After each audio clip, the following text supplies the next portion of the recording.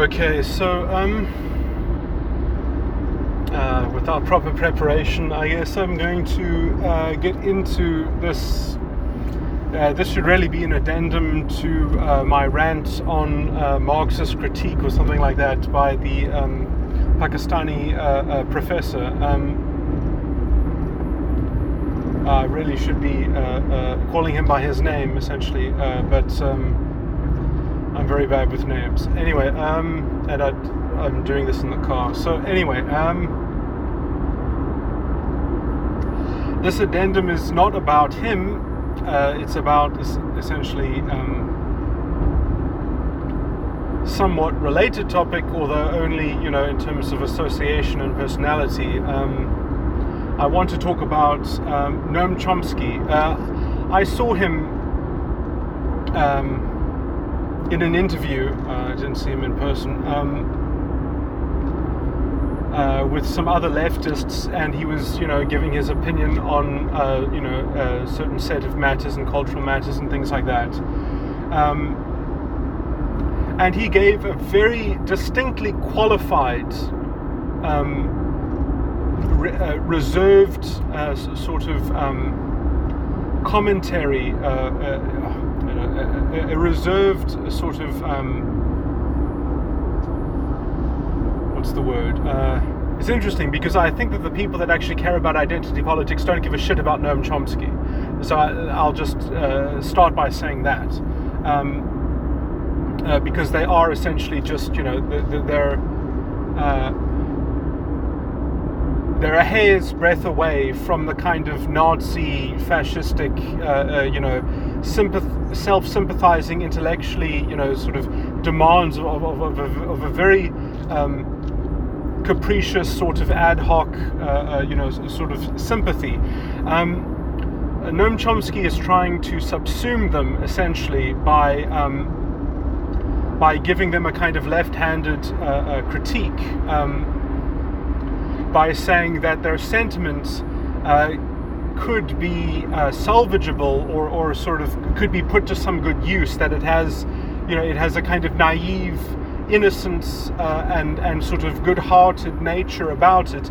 They just need to sort of conform to some of his reservations so as to not become a complete, sort of basket case of ideological toxicity. And so he gives two reasonable caveats, essentially, that would cleanse the identitarian left of its perniciousness. And these restrictions or these sources of worry are by definition not capable of being adopted by people of their ideological ilk.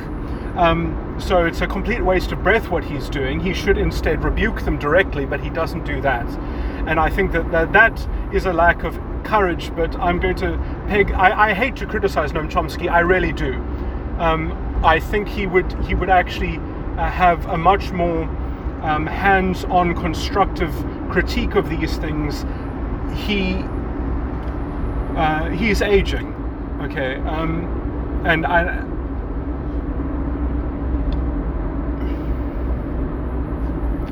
so I mean I just want to say that he's being a bit too diplomatic to quite a dangerous collection of ideological sentiments. He very diplomatically and almost astutely seeks to offer the right amount of sort of temperance that they need to inculcate in order to sanitize their disgusting ideological, sort of factionalization. The idea that you're going to promote, let's say, differential oppressions between identities in a way so as not to be mutually reactionary or mutually regressive, so the idea it just can't, they can't do it. There is no way to have that, to animate that principle within the identitarian so-called left. essentially, if they don't have a scapegoat to coalesce around, they can't even have any sort of cohesion whatsoever.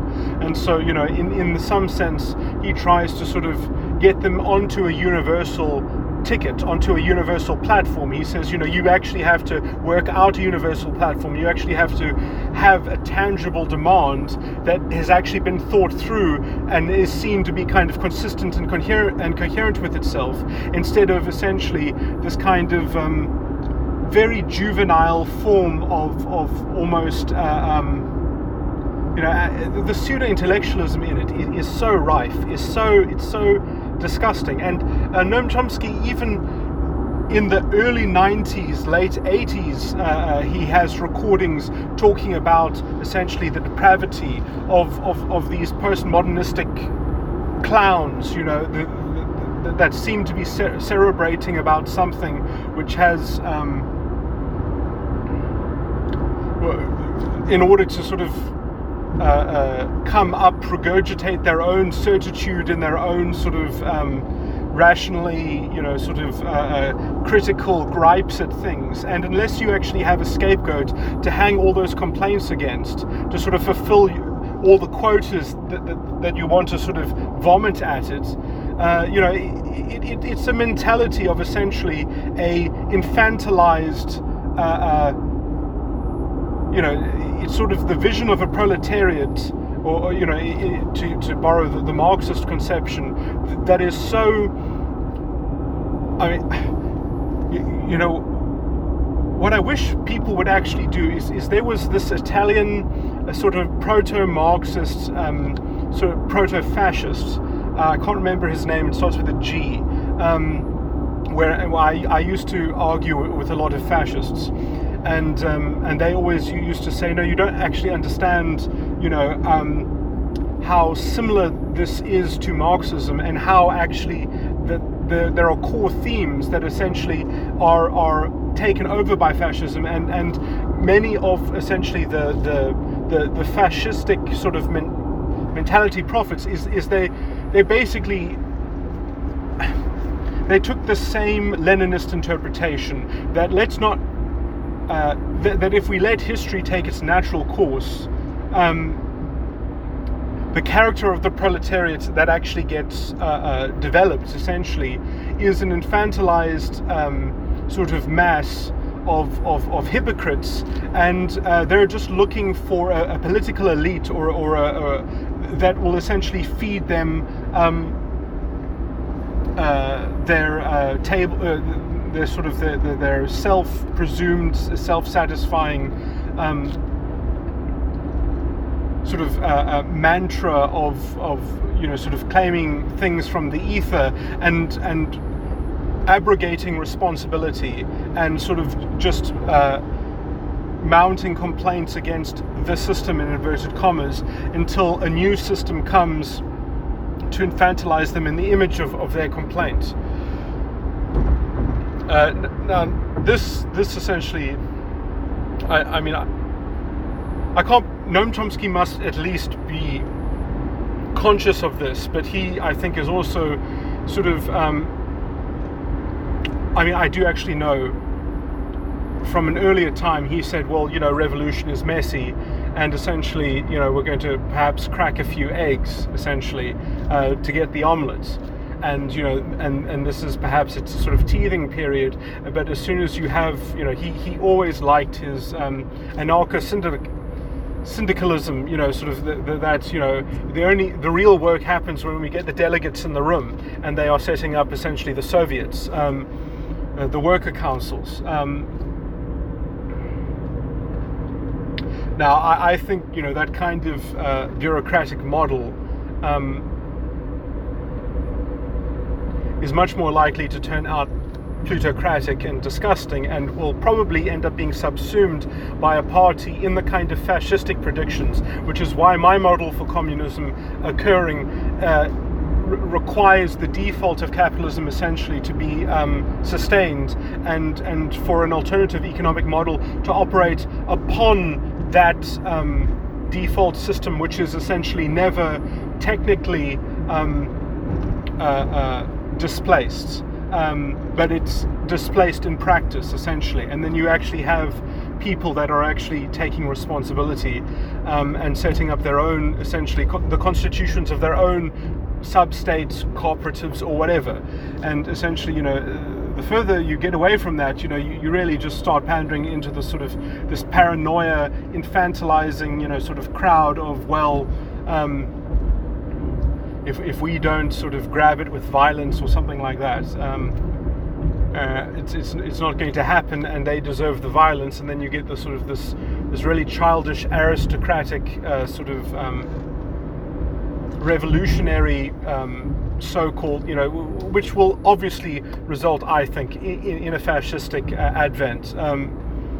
And it's already in the fucking ideology directly. Identity politics is so brittle, it cannot sustain anything other than essentially erecting an ethno-state, or at least a state that is so essentially prone to class exploitation on the grounds of identity, on the grounds of a kind of retributivistic identity, that it wants to sort of go through this some kind of never-ending transitionary period of adjustment where, I don't know how you're even going to calibrate when things have the requisite equality between identity.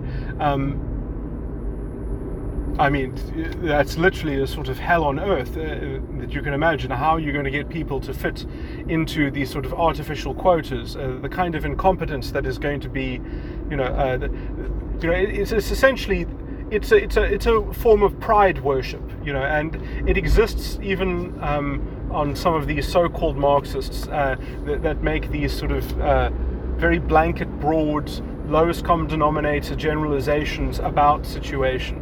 About reality, they reduce reality into the most convenient, pliable access point for their formulaic ideology, and they don't know how they're going to organize the state. They don't know how they're going to organize a legal system that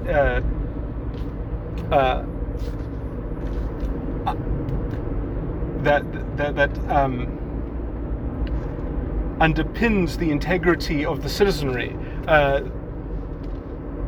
that holds up the integrity of the citizenry, that those are just taken to be, it's bourgeois values.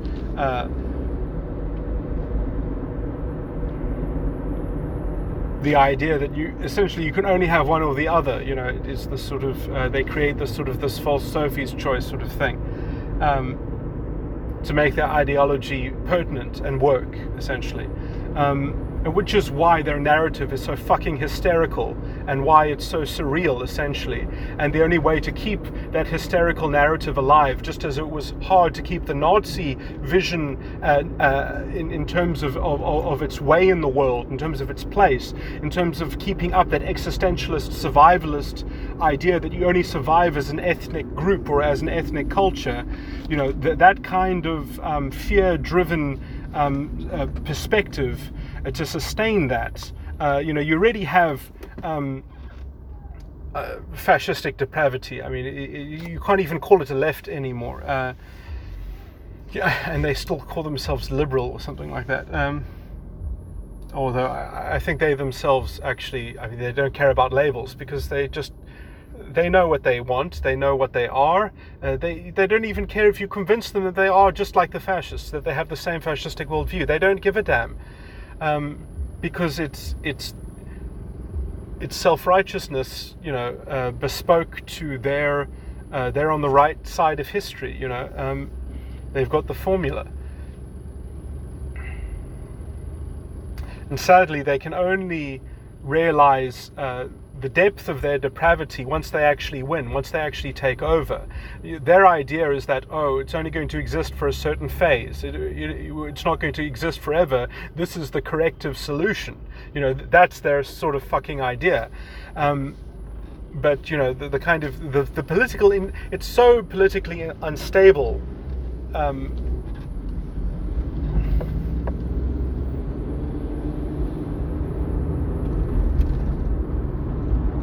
it's so brittle, you know. If it's not consuming something, if it's not setting something on fire, if the fire is not growing, it's already dead, you know. So it's sort of, and all it needs essentially, I mean, you know, it doesn't even look at reality. It just tells stories about history, and says, oh well, obviously history is still with us. You know, it's just table thumped conjecture. It's utter bullshit. And no matter how pathetic their policy is in terms of actually delivering any kind of progress, they just want more of it.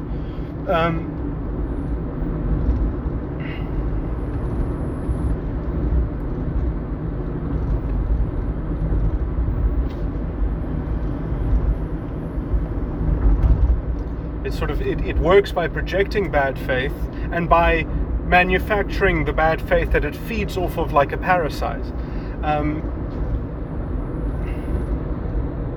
You know, it's a tautological proposition. I went into this in my response to the Marxist issue. But anyway, okay, let's get back to Noam Chomsky. So.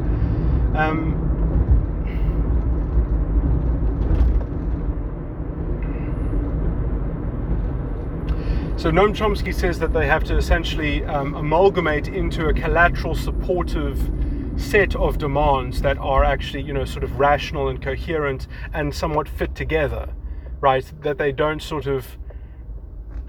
that they're not corrosively agitating amongst themselves. And they can't even fucking do that. They really can't. They're incapable of doing it. In fact, the only thing they're capable of doing is setting up these sort of racialist Tower of Babels, you know, and trying to mark out their own territory and each to their own safe space,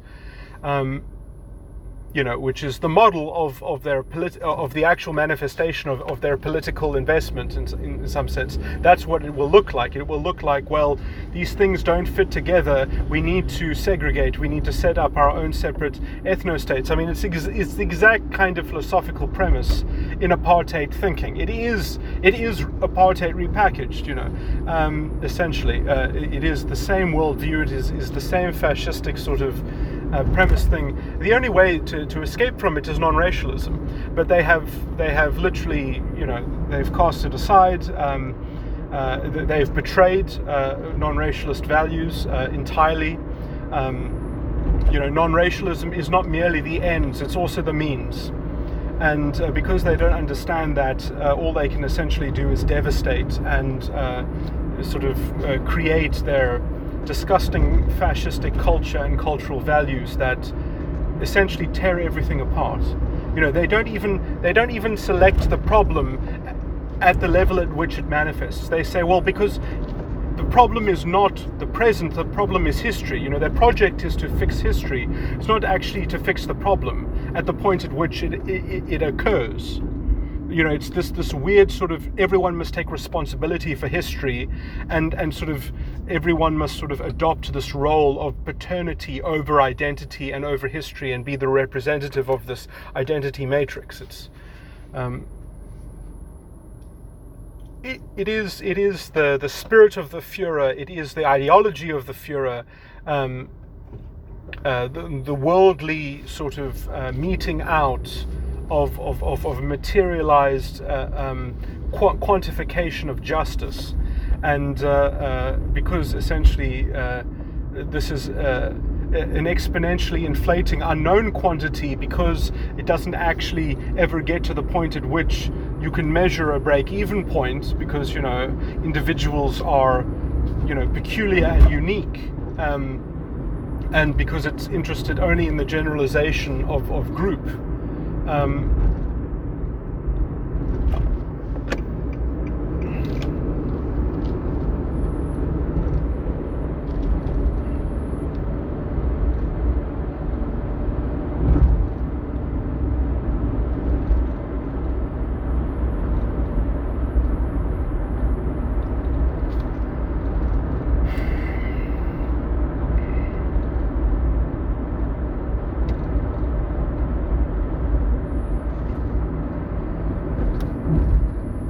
The idea that dignity is found in parity between groups, between generalizations, and not as a tangible point of access for individuals, and seeing the value in individuals. No. They expect people to be treated as mere tokens towards, let's say, an ideological machinery of a kind of a grand formula that will bestow pride to a group. It is completely obsessed with group pride, and it is completely and it dispenses completely with the integrity and dignity of the individual, as they demand that individuals be treated as tokens of groups. It is the exact opposite of social justice as it is spoken in the voice of the South African Constitution. It is an abject betrayal of the South African Constitution. Now, okay, so this interview with Noam Chomsky, at least, he talks about he didn't say it then, but I saw him in another sort of recording where he was talking about South Africa, and he said some very unsatisfactory things from my perspective about South Africa. He essentially just bought into the whole identitarian rant, as if he listened to essentially one of these fascist ideologues, one of these identity politics proponents, who have spent essentially a generation now destroying and sabotaging the economy, destroying small and medium business, which is the lifeblood of any developing economy, where you actually train people and you train professionals and you give people their first experience. That does not exist in South Africa because it cannot exist, because of the racialist legislation that essentially creates a toxic labor market, where as soon as you give anyone experience, they get headhunted.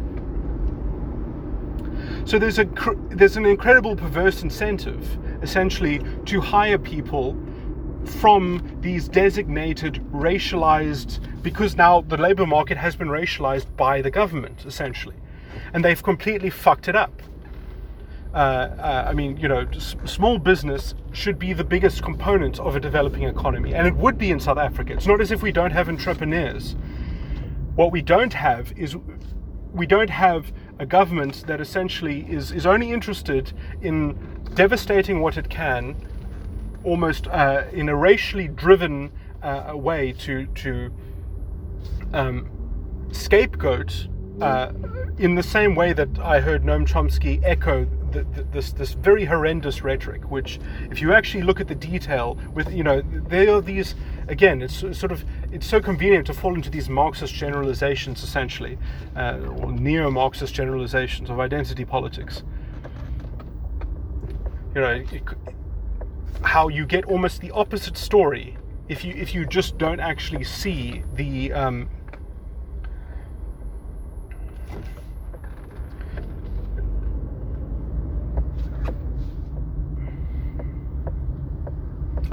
if you want to take the propaganda that the government generated over the land census, which is, the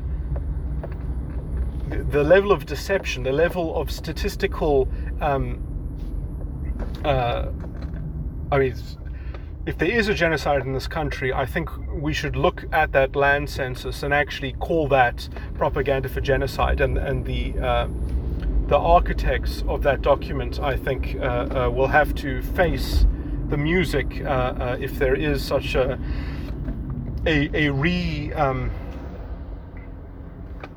cultural reconvening around the idea of humanism, which has essentially fallen out of vogue by these so-called leftist fascists.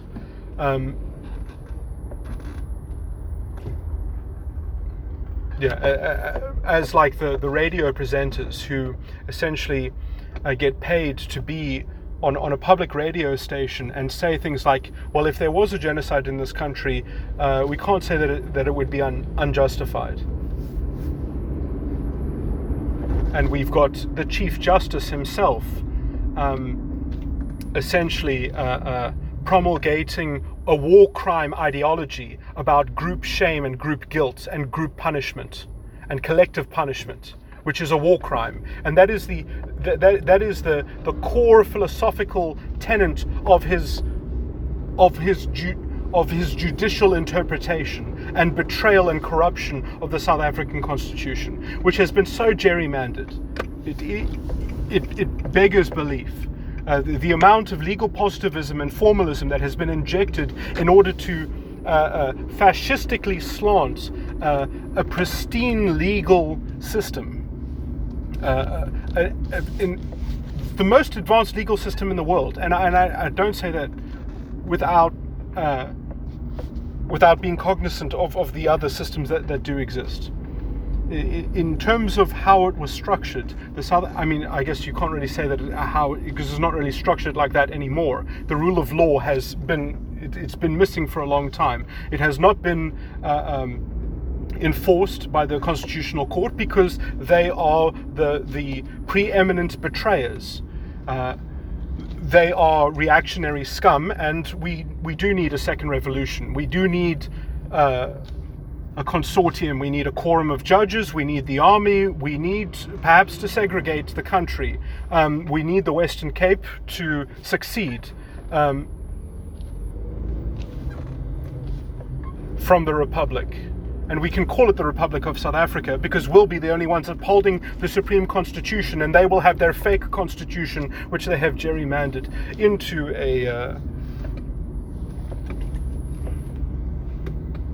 it's already been formalized in such a way so as to facilitate the fascistic elements within the ruling and the EFF, which essentially have been working as a tag team in tandem to sort of butter up the nation. And the very weak lip service that the president gives to non-racialism while at the same time abjectly betraying it. There is no moral center in South Africa anymore on a structural level. It is completely missing. The soul has been it's been turned. It's been bitten by this undead monstrosity, this parasitic vampire of racialist pride, and it has bankrupted the country. Black pride has bankrupted this country. And because the politicians have valued black pride above development, we have killed development in the name of black pride, and we have paid through the nose in corruption, and we have facilitated all of these things under the cover of black pride and the ideological necessity of this political. And this has been facilitated by identity politics. This has been promulgated and sanctioned by identity politics. And then when their system fails, then we get Pakistani professors telling us that it's the liberal capitalism that has failed South Africa. No.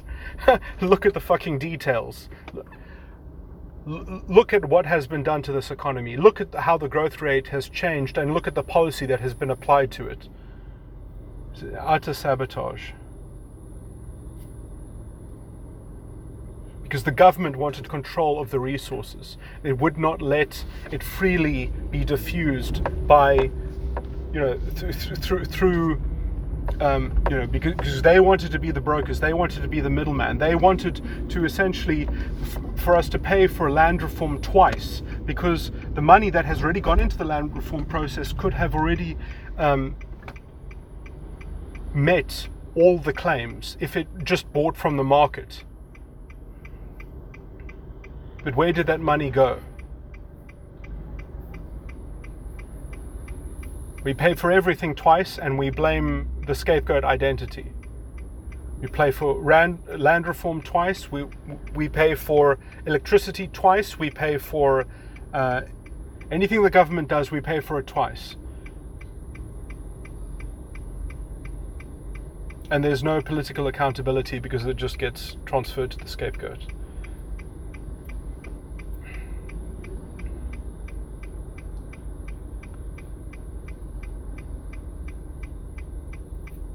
And this is how this kind of ideology gets away with itself.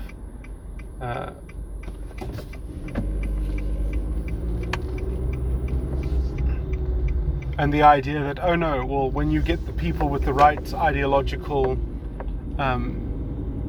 intentionality involved, that somehow the same scapegoating mechanism